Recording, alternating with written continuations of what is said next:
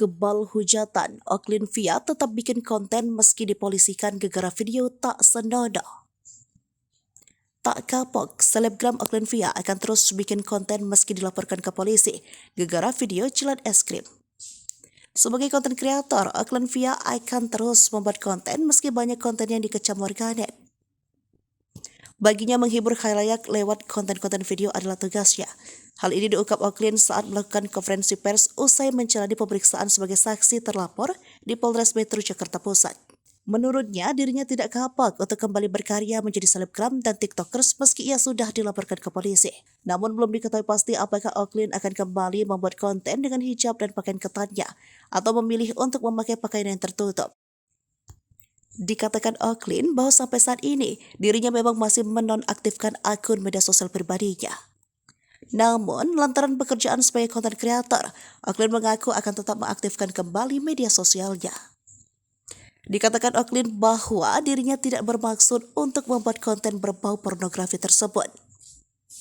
Oklin mengaku sangat menyesali perbuatannya setelah ia dilaporkan ke polisi. Kebal hujatan, Oklin Via tetap bikin konten meski dipolisikan gegara video tak senonoh.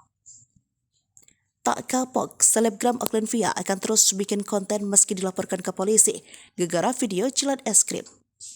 Sebagai konten kreator, Oklin Via akan terus membuat konten meski banyak konten yang dikecam warganet. Baginya menghibur khalayak lewat konten-konten video adalah tugasnya. Hal ini diungkap Oklin saat melakukan konferensi pers usai menjalani pemeriksaan sebagai saksi terlapor di Polres Metro Jakarta Pusat. Menurutnya, dirinya tidak kapok untuk kembali berkarya menjadi selebgram dan tiktokers meski ia sudah dilaporkan ke polisi.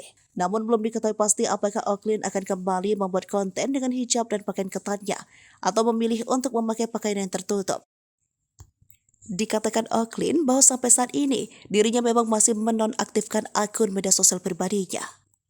Namun, lantaran pekerjaan sebagai konten kreator, Oklin mengaku akan tetap mengaktifkan kembali media sosialnya.